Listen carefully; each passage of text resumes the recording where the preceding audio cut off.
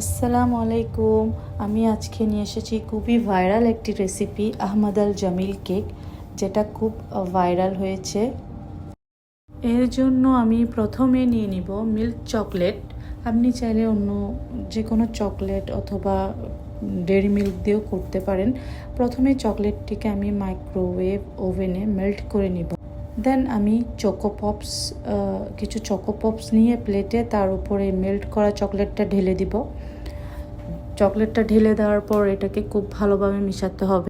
দেন একটা বেকিং পেপারের উপর চকো পপসগুলো ঢেলে তার উপরে কোকোয়া পাউডার স্প্রিঙ্কল করে দিতে হবে।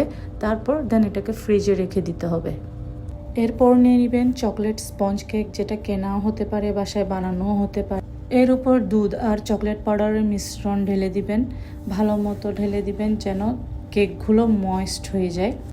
একটা বাটিতে আমি 200 গ্রাম ক্রিম চিজ নিয়েছি। দেন আমি অ্যাড করেছি 200 গ্রাম হুইপড ক্রিম। ভালো মতো বিট করে হুইপড ক্রিম আর ক্রিম চিজকে ভালো মতো হুইপড করে নিতে হবে। দেন আমি অ্যাড করেছি 1 টেবিল স্পুন কনডেন্সড মিল্ক, যেটা আমি চাই না বেশি মিষ্টি হোক, কারণ চকলেট স্পঞ্জটাও মিষ্টি। তারপর আমি উপরে আবার চকলেট গানাশ দিব, যেটাও মিষ্টি। তো আমি চাইছিলাম ক্রিমটা একটু লাইট থাকুক, সো আমি 1 tablespoon condense milk use করেছি। আপনারা চাইলে আরও বেশি করতে পারেন। তারপর ভালো মতো ক্রিমটাকে বিট করে ফ্লাফি হলে আমি এটা স্পঞ্জ কেকের উপর সুন্দরভাবে সমান করে বিছিয়ে দেব। ক্রিমটিকে সব জায়গায় ভালো মতো ছড়িয়ে দিবেন যেন সব জায়গায় সমানভাবে ক্রিমটা সেট হয়ে যায়। ভালো মতো ক্রিমটাকে সব জায়গায় স্পঞ্জ কেকের উপর দিয়ে আমি চোকো রাইস যেগুলো ফ্রিজে রেখেছিলাম সেগুলো বের করে একটু বাটিতে ঝাঁকিয়ে নিব যেন ওগুলো আলাদা হয়ে যায়।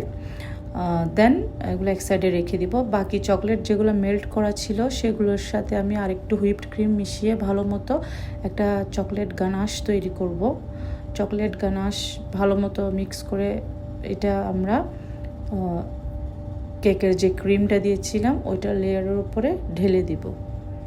গানাশটা ভালো মতো কেকের উপর ছড়িয়ে দিয়ে দেন আমি চোকো রাইসগুলো উপরে সুন্দরভাবে দিয়ে দিব। এই কেকটা আসলে একটা ভাইরাল কেক। আহমদ জামিল নামে একটা মানুষ যিনি এটা বানিয়েছিলেন, আসলে খুবই মজাদার। আমার বাচ্চাদের জন্য একটা পারফেক্ট রেসিপি। বাচ্চারা খুবই খুশি হয়েছিল আমার এটা খেয়ে। আপনারাও ট্রাই করে দেখবেন, একটা বেস্ট রেসিপি। আপনারও খেতে ভালো লাগবে বাচ্চাদের সাথে, খুবই টেস্টি। কখনো খুবই চকলেটি কিছু খাওয়ার ক্রেভিংস হলে অবশ্যই মাস্ট ট্রাই একটা রেসিপি। আজ এ পর্যন্ত, সবাই ভালো থাকবেন।